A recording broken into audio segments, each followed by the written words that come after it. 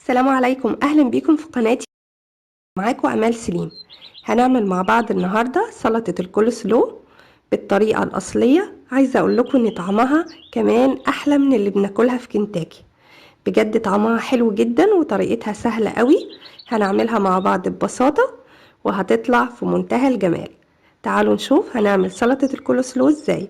واتمنى منكم لو الفيديو عجبكم تعملوا لايك للفيديو، ولو اول مرة تدخلوا قناتي ياريت تشتركوا فيها وتفعلوا زر الجرس علشان توصلكوا كل وصفاتي.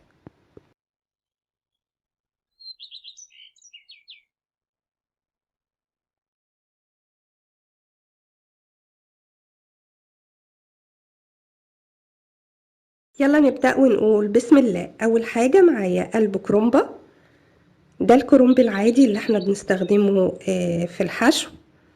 بناخد قلبها الابيض بالشكل ده وهنبتدي نقطعه زي ما انتوا شايفين بالطول كده. طبعا لو عندك المبشرة بتاعة الكبة بتستخدميها. هنبتدي نقطعها صغير بالشكل ده.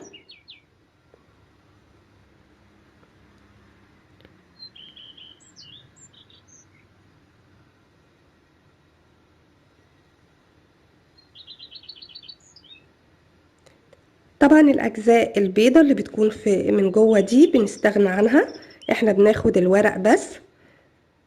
وبعد ما بنقطعها بنبتدي ننعمها بالشكل ده علشان تطلع صغيرة جدا او قطع كده ناعمة خالص. هنعملها زي ما انتوا شايفين كده. طبعا لو مبشرة الكبة موجودة هتسهل خالص وهتخليكي تعمليها بسهولة. بس هي كده برضو سهلة جدا وما بتاخدش وقت. وادي زي ما انت شايفة القطع صغيرة، عايزينها بالسمك اللي انت شايفاه ده.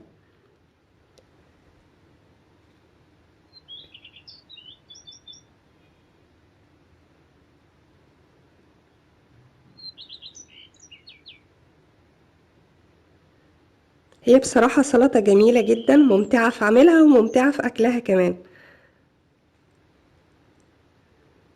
كده خلاص خلصنا تجهيز الكرومبة. دلوقتي هنروح للجزر. دول 3 جزرات حجمهم صغير، بشرتهم. وبعد ما ببشرهم بعملهم بنفس الطريقة اللي عملناها في الكرنب. بتقطعيها بالشكل ده عشان يبقى صغير خالص معاكي، لان البشر برضو بيكون حجمها كبير شوية. فبتفضلي تعملي كده لحد ما تنعم معاكي تماما.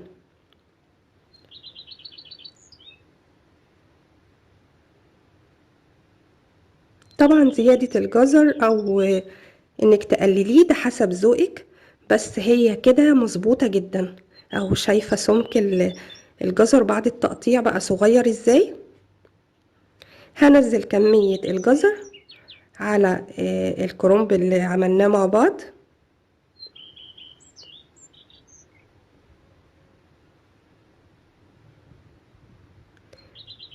وهتقطعيه وتجهزيه بالشكل ده وتسيبيه قبلها بيوم، يعني جهزيه من بالليل وتاني يوم هتحطي عليه باقي المكونات. الخطوة دي حلوة لان بتخلي الخضار بيدبل كده، وتاني يوم تحطي عليه باقي المكونات اللي احنا هنحطها. ما تحطيش عليها المكونات قبلها بيوم عشان ما تنزلش كتير من ميتها. بتبقى افضل كتير لما بتجهزيها اليوم اللي هتتغدي فيه بيها. وبتقلبي الجزر والكرنب بالشكل ده مع بعض.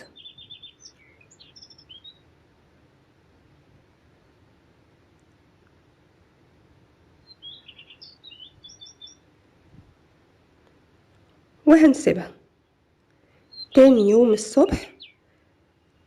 هنحطها كده في حاجة اكبر شوية ونبتدي نحط عليها باقي المكونات اللي قلنا عليها. هنضيف عليها حوالي معلقة كبيرة او معلقة كبيرة ونص من البصل المفروم، لازم يكون مفروم ناعم. بعد كده بتضيفي عليها حوالي 7 معالق من المايونيز او 6 معالق من المايونيز. وبتقلبيهم مع بعض بالشكل ده.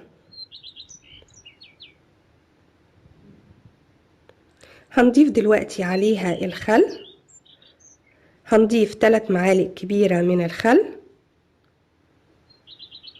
وبالنسبة للسكر هنضيف برضو 3 معالق كبيرة من السكر. هي كده سكرها بالظبط زي اللي بناكلها في كنتاكي، لكن لو حابة تقللي السكر شوية ده براحتك. وضفنا عليها معلقتين كبيرة من الزيت. الزيت لازم يكون نوعه حلو، حاجة ملهاش ريحة كده عشان تطلع حلوة في السلطة. بعد كده ضفت حاجة بسيطة كده من الملح، دول حوالي ربع معلقة من الملح. برضو الملح ده حسب ذوقك براحتك. هي الأساس في الكولسلو إن هي بتكون مسكرة، لكن ظبطي السكر زي ما تحبي والملح كمان زي ما تحبي. الأكل دايما يا جماعة أذواق، تقدري تزودي أو تنقصي حسب ذوقك وحسب ما بتحبيها. وهي كده جهزت معايا. بعد ما حطيت عليها باقي المكونات سبتها في التلاجة لحد ميعاد الغدا، يعني حوالي مثلا 4-5 ساعات. كان طعمها بقى تحفة جدا وبقت جميلة وفي منتهى الروعة. وهي زي ما انتوا شايفة شكلها عامل ازاي، وطعمها كان جميل جدا.